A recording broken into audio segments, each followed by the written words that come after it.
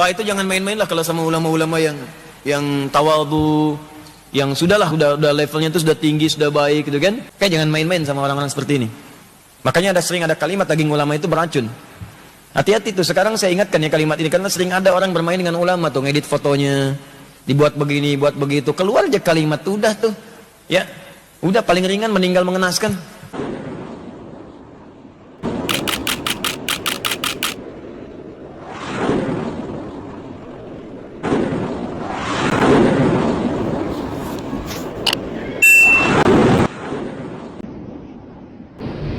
Selamat berjumpa kembali para sahabat Hairil Anas TV dimanapun Anda berada di seluruh penjuru Nusantara maupun di mancanegara.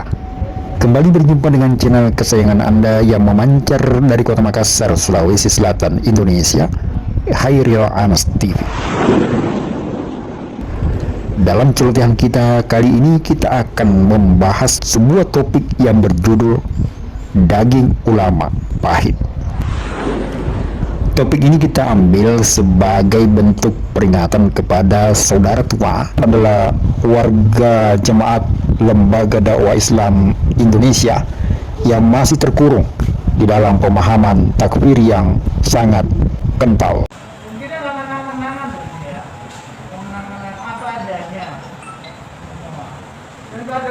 Saking kentalnya pemahaman takfir itu sehingga ulama-ulama yang selama ini berusaha meluruskan pemahaman yang mengandung dan mengundang dosa besar itu ditolak mentah-mentah. Bahkan ulama-ulama yang berniat menyelamatkan saudara-saudara tua itu dinonaktifkan, dikeluarkan dari komunitas. Kan di LDI itu setiap ada yang keluar diumumkan di pengajian ya Mas. Itu saya tahu Ustadz Khalil, Ustadz Aziz, Ustadz Abdul Mas itu menurut saya paling enak penyampaiannya kok dimurtadkan. Padahal beliau dari sekolah habis sekolah dari Mekah 10 tahun kok malah dimurtadkan. Sedangkan agama Islam kan aslinya dari Mekah. Bukan hanya dikeluarkan, tetapi ulama-ulama itu kemudian dicaci maki, dibully, dipersekusi, dan dikriminalisasi. Hujatan demi hujatan, makian demi makian dilontarkan oleh saudara tua secara berjamaah tanpa perasaan berdosa. Bahkan mereka menganggapnya sebagai jihad fisabilillah. Luar biasa. Tidak tanggung-tanggung, mereka bahkan melaksanakan kunut nasilah mendoakan laknat kepada para ulama-ulama nonaktif itu. Di dalam kegiatan pengajian yang mereka gelar pun isinya hanya menjelek-jelekan pembunuhan karakter terhadap ulama-ulama itu guna menimbulkan rasa benci di dalam jiwa-jiwa jemaat LDI. Akses komunikasi ditutup dan diblokir agar tidak ada jalan untuk tabayun atau mempertanyakan apa sesungguhnya yang terjadi dan menimpa ulama-ulama itu. Nah itu di benak saya sudah bergejolak. Saya harus tahu ini, saya harus tabayun seperti itu. Akhirnya saya mencari tahu, saya harus mencari nomornya Ustadz Khalil. Dikasih nomornya, terus saya telepon Pak Khalil. Kata saya Khalil, dikasih tahu sama saya Khalil, kalau Islam yang benar itu seperti ini loh. Kita tidak boleh mengkafirkan orang lain. Kalau orang lain yang kita kafirkan ternyata beliau tidak kafir, akhirnya kekafiran itu kembali kepada kita. Dari situ saya sudah gemetar. Saya sudah merasa takut. Oh, ternyata seperti itu. Sungguh malang nasib para ulama itu, dan lebih malang lagi nasib para jemaat-jemaat yang diperbodoh dan dijermuskan dalam dosa besar.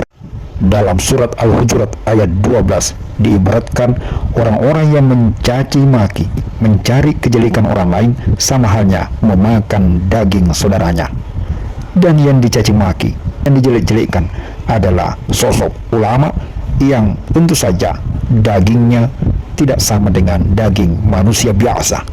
Orang-orang yang mencaci maki ulama dan menjelek-jelekkan ulama, hidupnya tidak akan tentram dan meninggalnya pun akan mengenaskan. Wah, itu jangan main-main lah kalau sama ulama-ulama yang tawadhu, yang sudahlah udah levelnya itu sudah tinggi, sudah baik gitu kan. Makanya sering ada kalimat daging ulama itu beracun. Hati-hati tuh, sekarang saya ingatkan ya kalimat ini karena sering ada orang bermain dengan ulama tuh, ngedit fotonya, dibuat begini, buat begitu. Keluar aja kalimat tuh, udah tuh. Ya, udah paling ringan meninggal mengenaskan. Paling ringan tuh. Telah ditegaskan bahwa para ulama adalah warasatul anbiya, pewaris para nabi, pembawa ilmu, pembawa lentera penerang selama hidup di dunia ini. Maka sudah seyogianya lah sosok-sosok dan tokoh-tokoh ulama itu diagungkan, dihormati, dan ditempatkan di tempat yang terbaik. Karena ulama itu pewaris Nabi. Kalau antum menyakiti ulama, nyakitin Nabi. Itu hadisnya ada. Wa innal ulama warathatul anbiya di Ibnu Majah, nomor hadis 233. Wa innal ulama warathatul anbiya. Para ulama itu pewaris Nabi. Antum punya warisan, warisan antum diambil orang, marah antum kan? Antum punya warisan tanah antum, warisan bapak diambil orang, antum marah. Ya warisan Nabi diambil antum, dicela antum, ya Nabi marah lah. Paham ya? Ya, yang paling bahaya ulama itu ditempatkan nomor 3 oleh Allah setelah malaikat.